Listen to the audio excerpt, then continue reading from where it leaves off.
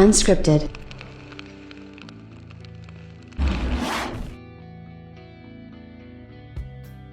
You know, it's funny because for the longest time I was a big Xbox fan, and I still like Xbox, and I want Xbox to succeed, and I want Xbox to do well. With that being said, people just act shocked that I call them out on anything, and I just thought that was so funny, and it's the same thing. People just think you do things for a certain thing, or you're doing it for clout, or you're doing it for something else, and it's like, to be honest about this stuff, it doesn't matter if it's Xbox, it doesn't matter if it's PlayStation. I've always felt like you have a responsibility, especially if you have any kind of following whatsoever. I'm not a huge YouTuber or anything, but I just felt like it was my responsibility to sort of talk about what was going on with gaming, whether you're happy or not. Like, you could sit there and probably do better. Like, if I would just sit there and shut up and not mention that there's some issues with PlayStation, or I have some issues with Jim Ryan, yeah, things would probably go better for me. But I can't just sit there and ignore how I feel about things. Conversely, with the Xbox, I could have just shut up and just pretended, like a lot of people do, that Xbox is great and they're in a great position. But the thing is, when I was legitimately excited about Xbox, the big difference was I had games to play, I had exclusives to play, so I was happy. So even though people were clowning me or clowning Xbox, I actually had games to play, exclusives. I was happy, so it was all good. I'm doing YouTube as a hobby. I'm spreading the love of gaming and stuff like that. I was extremely happy with Xbox. So now I find it to be a little bit funny, because you have YouTubers and people like that who are claiming to be quote unquote happy, but there's literally no games, and like, you can say the future is going to be bright all you want, but the bottom line is, on this day in 2020, there's nothing to really be excited about, right, in terms of what we can do right now. And in fact, for this entire year, having no AAA exclusives come to Xbox is extremely disappointing, and the fact that they launched 2 new consoles with no AAAs is disappointing. I even went on record yesterday. I said, Jim Ryan, keep on supporting the PS4. That's the wrong move. I understand it from a business perspective, but at least be honest about it right from the start. Don't hide the games that are going to be cross-gen. He says stuff like, well, it's not really going to affect them. We're going to build them from the ground up on the PS5. That's nonsense. The game design from a level standpoint is going to be held back. And I've already kind of covered this about a million times, but that's just the facts. And he knows it, which is why he's very reluctant to mention if a game is going to be cross-gen or not. It kind of is what it is. With that being said, Sony did come out with some very good news today, and I thought this was definitely worth doing a video on to kind of cover this. Like I said, I don't trust any of these people. I don't trust them all, but this in and of itself I thought was very, very good news and a very good talking point, and I wanted to get into it. So what's up, everybody? Crapgamer here with Crapgamer Reviews, back with another video. Thank you so much for checking it out. I really do appreciate it. Please like, share, subscribe. I would appreciate that as well. A lot of people are asking what they can do to help out a small channel like my own. The best thing to do, a simple like. That's really just the best thing that they can do. So and with that being said, shout out to all the old subscribers, new subscribers, and everybody in between. You guys are fantastic, and I really do appreciate the support and stuff like that. It's been a heck of a year. 2020 has been kind of like unlike anything that we've ever seen, but again, we did get some good stuff out of it. We got some new consoles and things like that, so that was really cool.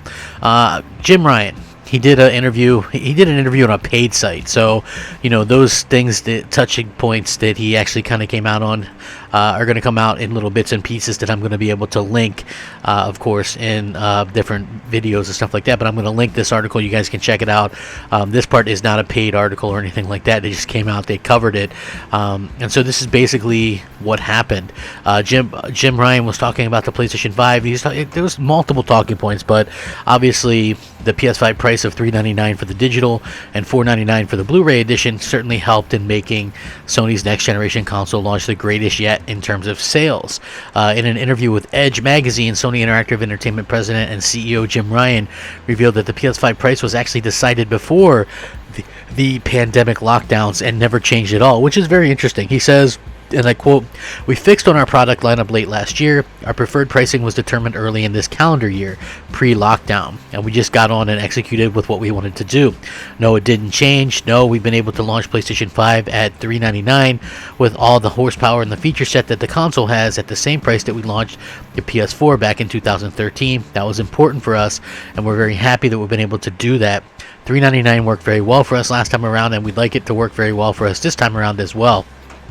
And then after talking about the PlayStation 5 price point, Jim Ryan highlighted that after what he called the best PlayStation launch lineup ever, the PS5 will also get titles much earlier than the PS4 did starting next year. So this was something I kind of wanted to point out, and I'll get into the quote in a second, was this is where you take the learning aspect from. Like, no company is immune to being able to go out there and learn and sort of have these situations where you kind of have this time where you can actually pay attention to what consumers are asking for. If you go back into the PS4 generation, myself, I gave Sony all kinds of crap, right? I gave them all kinds of crap all the time because I felt like they weren't really delivering. They had this console and they were talking about power, almost exactly what Microsoft does now, but they were really just focusing on indies and these small type games. And I was like, that's fine and all, but where's the new games? Where's the AAA IP? Where's the AAA new IP exclusives? I mean, it did come eventually, but it was like it took them so long to get there. It was very valid criticism that I had and that a lot of people did have, and now they wanted to make sure that they aren't in that same situation. And so it looks like they're rectifying one of the small problems that the PS4 did have, which was lack of content right out of the gate. So this is what he says. The other thing I say is that in 2021 lineup is likewise of a different level than we've ever seen before. People rightly point back to our first-party worldwide studio games as being one of the defining things about the PS4 generation, but often less remarked upon is the fact that the really great first-party games came in the second part of the cycle, and we will have games of that quality, but we're going to have them earlier in the cycle this time around. So he's saying that they're going to have games of the quality the second part of the PS4 life cycle, which were where we got, the Horizon Zero Dawns, the God of Wars, the Spider-Mans, all that kind of great stuff, the Last of Us 2, like that quality. We're going to be getting that in the first part of the life cycle on the PS5, which I think is really good news. It's a very interesting comment from Jim Ryan, as obviously Microsoft's counterpart Phil Spencer made it a point to note that the 21 holiday lineup will be more important than this year's, but it does sound like, what does really Microsoft have even next year? Like, for me personally, I just feel like what they're obviously offering, these companies are obviously offering, are kind of different in a lot of ways.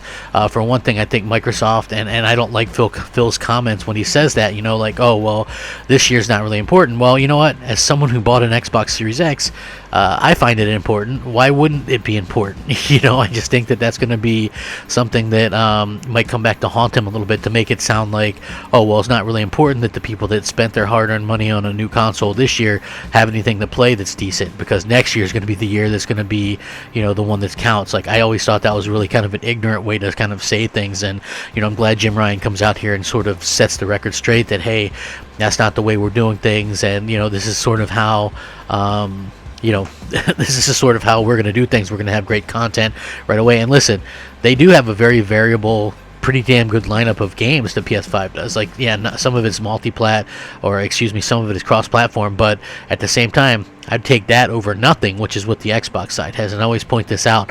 The last AAA exclusive from Microsoft was Gears 5, September 6, 2019. And we're about to go into 2021.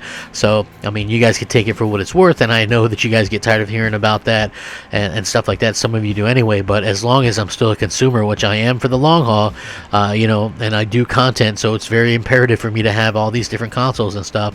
I just feel like I like what Jim Ryan's saying here. We're going to have the high quality games and exclusives in the first part, and they rectified the big problem. Like, that's rectifying a problem the way that I think that it should be. Are they perfect? No. Is this a good tactic? Yes. I think Phil Spencer could definitely learn something from Jim Ryan's stance here, mostly because I feel like what's happening is we're seeing a very bad situation with gamers in general when it comes to the exclusive kind of stuff. Like, people just continue to make excuses for Microsoft, and I will never understand that, because they're a $1 trillion company. They are a faceless company.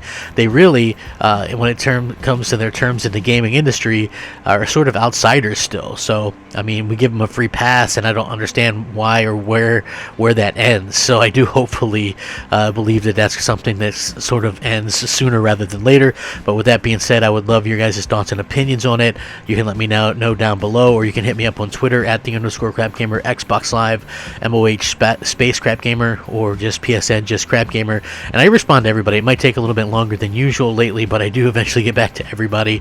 And I just want to say, so I mean, what is your guys' take on this? What do you guys think? I mean, at the end of the day, getting higher quality exclusives up front, I think is great. I think that the cross-play stuff or the cross-platform stuff is probably not the best thing, but I do think that having stuff there in general is much better than not having anything at all. So with that being said, thank you guys so much for taking your time out to watch another one of my videos today. I really do appreciate it.